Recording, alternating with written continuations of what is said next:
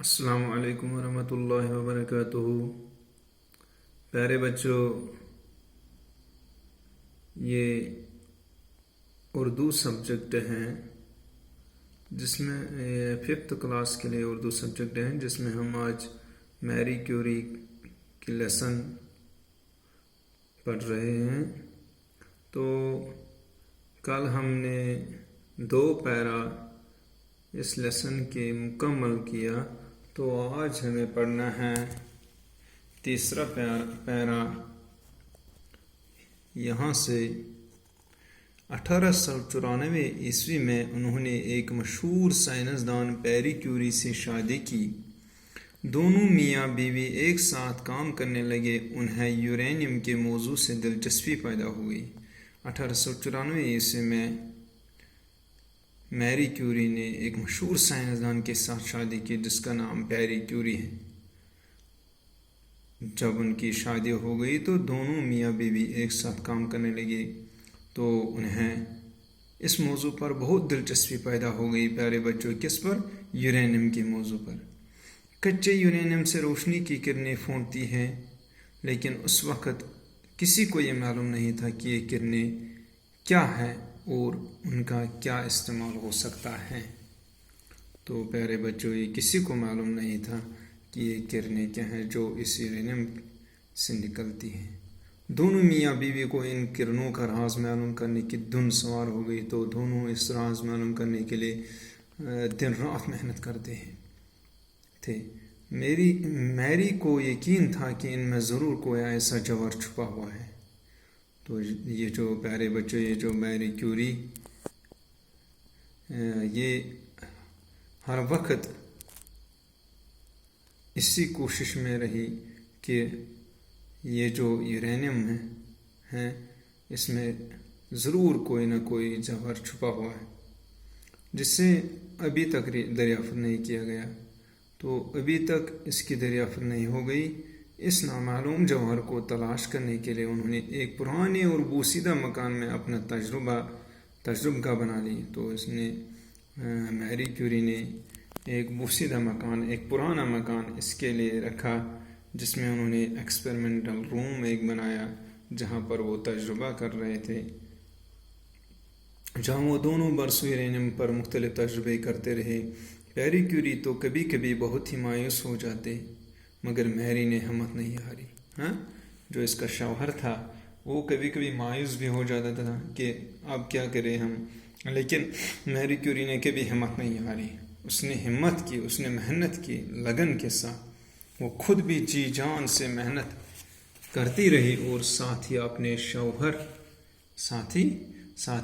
شوہر کا حوصلہ بھی بڑھاتی رہی۔ تو یہ جو میری کیوری تھے وہ ہمیشہ اپنے شوہر کو حوصلہ بڑھاتی۔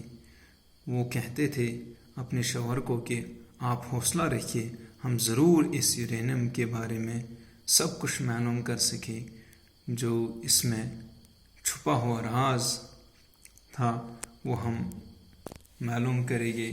تو یہ اپنے شوہر کو حوصلہ بڑھا رہے تھے۔ محنت کبھی رعایا نہیں کی جاتی، تو میری کیوری ہر وقت اپنے شوہر کو یہ کہتی تھی کہ ہم جب محنت کریں گے تو کبھی یہ ضائع نہیں ہوگی۔ آخر وہ دن آ ہی گیا جب یہ دونوں میاں بیوی اپنے تجربوں میں کامیاب ہو گئے اور انہیں اپنی محنت کا پھل مل گیا۔ آخر جب وہ کامیاب ہو گئے تو انہوں نے جو محنت کی اس کا پھل مل گیا، تو یہ کامیاب ہو گئے اس تجربہ کرنے میں۔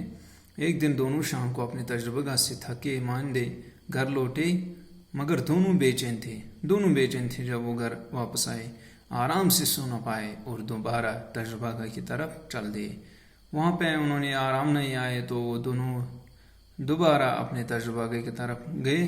تجربہ گاہ کے قریب پہنچے، کھڑکی سے اندر جھانکا تو دونوں مبہوت رہ گئے۔ جب انہوں نے کیا دیکھا، جب انہوں نے وہاں پہ وہ حیران ہو گئے۔ مبہوت کا معنی ہے حیران۔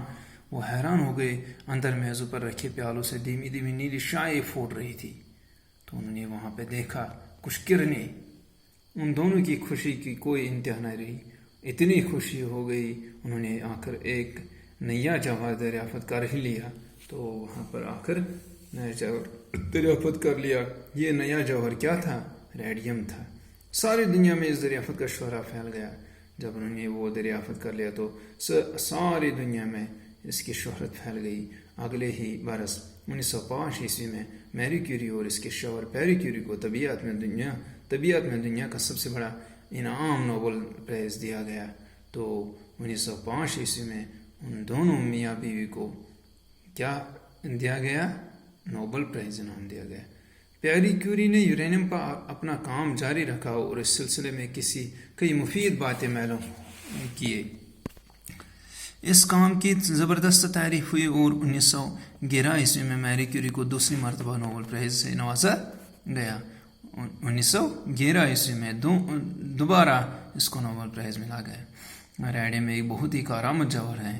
یہ بہت ہی مہلک بیماریوں کے علاج میں کام آتا ہے. یہ جو انہوں نے ریڈیم کا دریافت کیا تو وہ بہت بیماریوں کا علاج. اس جوہر کی دریافت اور اس سے زیادہ فائدہ حاصل کرنے کی کوشش میں زندگی بھر یہ خاتون سائنسدان تجربوں کے دوران نکلنے والے تیز شعاعوں کو اپنے جسم پر برداشت کرتی رہی. یہ شعاعیں ان کے بدن پر اثر انداز ہوئی تو اپنی ساری عمر میں وہ اسی تجربہ گاہ میں رہی اور وہاں پہ بہت ساری چیزوں کی دریافت کی.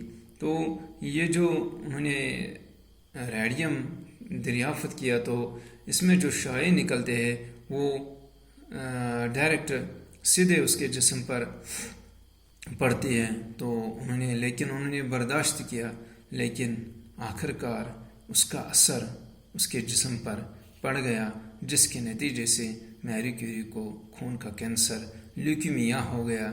اور 4 جولائی 1934 عیسوی کو انسانیت کی یہ محسن اور عظیم سائنسدان اس دنیا سے چل بسی.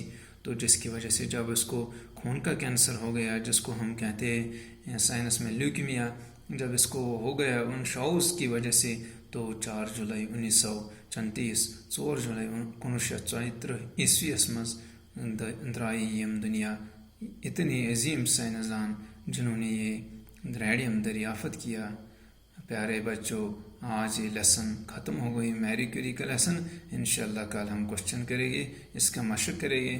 تو آپ بھی یہ لیسن پڑھیے. یہ بہت ہی انٹرسٹڈ لیسن ہے اور اس لیسن میں ہم کو یہ فائدہ ملتا ہے کہ ہمیں یہی نصیحت ملتی ہے کہ انسان جب محنت کرے تو محنت کا پھل ملتا ہے، ضرور ملتا ہے.